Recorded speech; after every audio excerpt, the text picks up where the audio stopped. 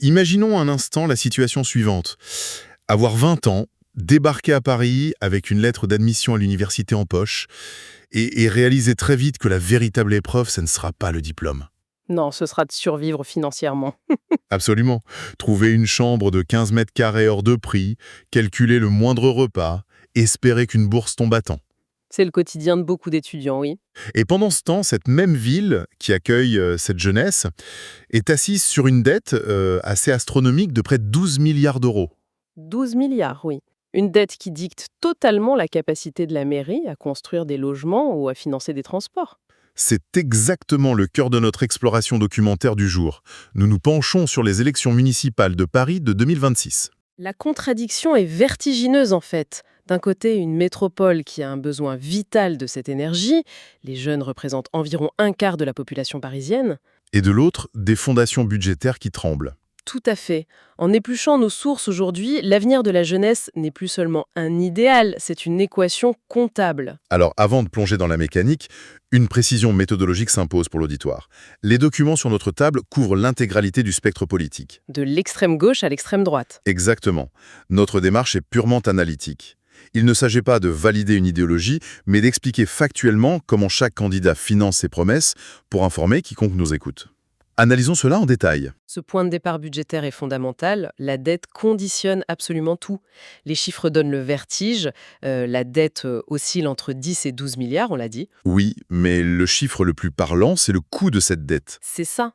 Environ 540 millions d'euros par an partent uniquement dans le remboursement du capital et les intérêts. Pour donner un ordre de grandeur, 540 millions d'euros, c'est le budget pour construire des dizaines d'écoles. Ou un réseau entier d'infrastructures sportives. Voilà, c'est de l'argent mécaniquement indisponible pour le quotidien des jeunes. J'aimerais filer une analogie financière.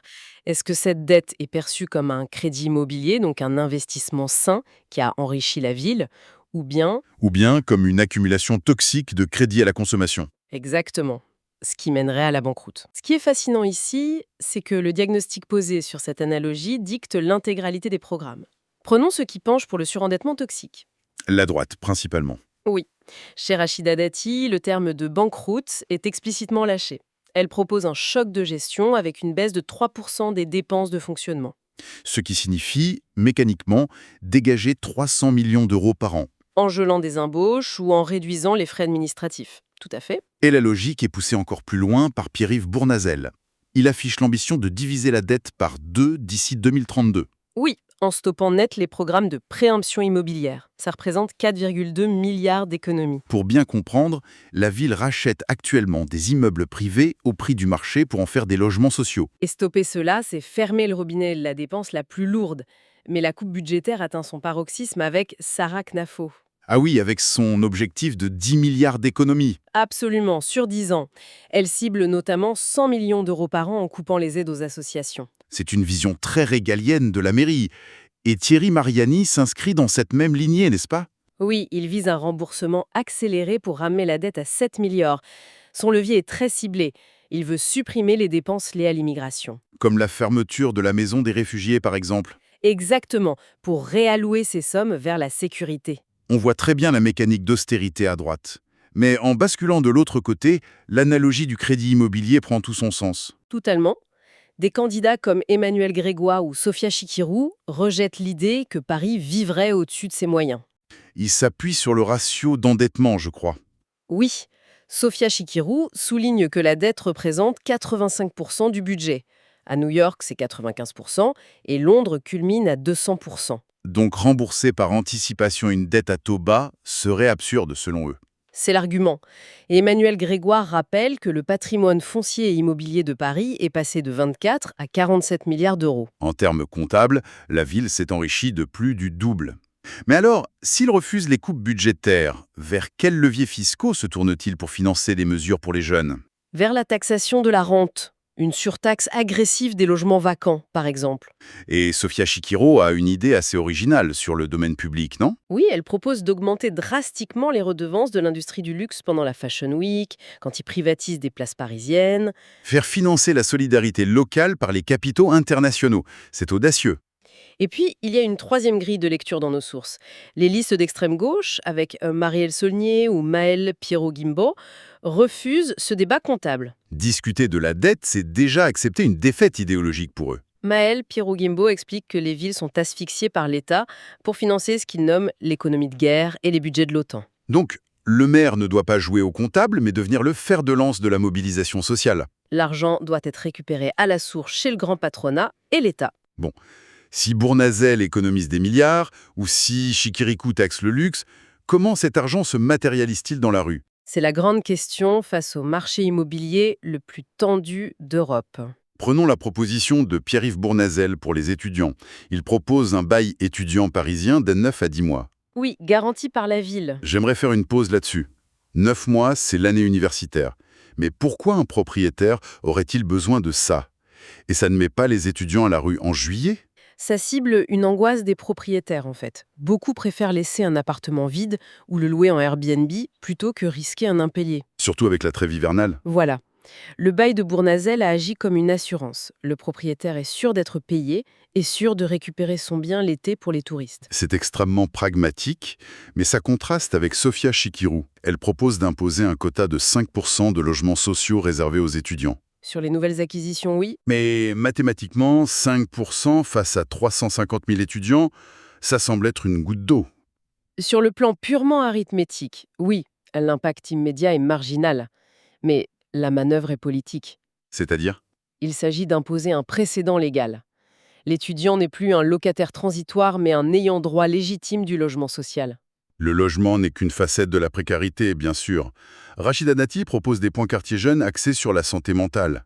Un indicateur fort des séquelles de l'isolement récent, absolument. Et Sophia Chikirou avance la gratuité des transports pour les moins de 25 ans et un fonds de secours débloquable en 72 heures. Plafonné à 1 000 €. C'est pensé comme un amortisseur de crise absolue, pour pallier une rupture familiale ou éviter une expulsion. 72 heures, c'est une réponse à la lenteur des bourses nationales, j'imagine. Dans un autre registre, Bournazel veut offrir le passeport à 18 ans. Une mesure évaluée à 900 000 € et généraliser les colonies de vacances pour 30 000 jeunes. C'est ici que cela devient particulièrement intéressant. Si on prend un peu de recul, un passeport offert, un fonds d'urgence, ce ne sont pas des pansements. C'est exactement la critique de certains urbanistes dans nos notes. Ces mesures ne modifient pas l'écosystème métropolitain qui est structurellement trop cher. C'est pour ça que Rachida Dati, par exemple, veut transformer les écoles vides à cause de la baisse démographique en résidences d'artistes ou campus IA et Deep Tech. La logique est de transformer l'espace libéré en levier d'attractivité économique globale. Ce qui nous amène au point de divergence philosophique le plus profond. Oui, car si certains voient la jeunesse comme vulnérable, d'autres rejettent cette approche. Il y a le prisme de l'ordre méritocratique d'un côté et la lutte des classes de l'autre.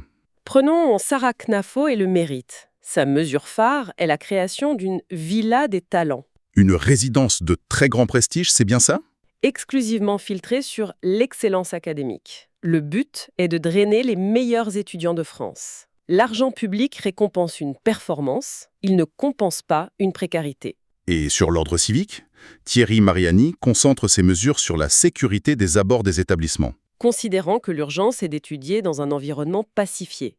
Il lie aussi une aide financière à un parcours civique. Si nous replaçons cela dans un contexte plus large, L'affrontement est édifiant. Assistance d'un côté, mérite et sécurité de l'autre. Mais l'extrême gauche, elle, désintègre le concept même de jeunesse. oui, c'est très clair avec Maëlle Pierrot-Guimbaud.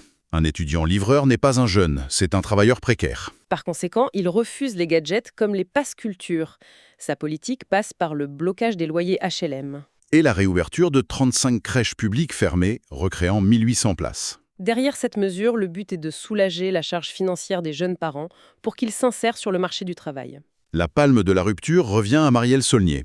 Elle annonce d'emblée qu'elle ne fera aucune promesse municipale classique. Promettre des tarifs, selon elle, c'est entretenir l'illusion d'un îlot de prospérité dans un système capitaliste fait pour broyer les travailleurs. Son objectif est d'utiliser l'élection comme tribune pour appeler à l'expropriation générale.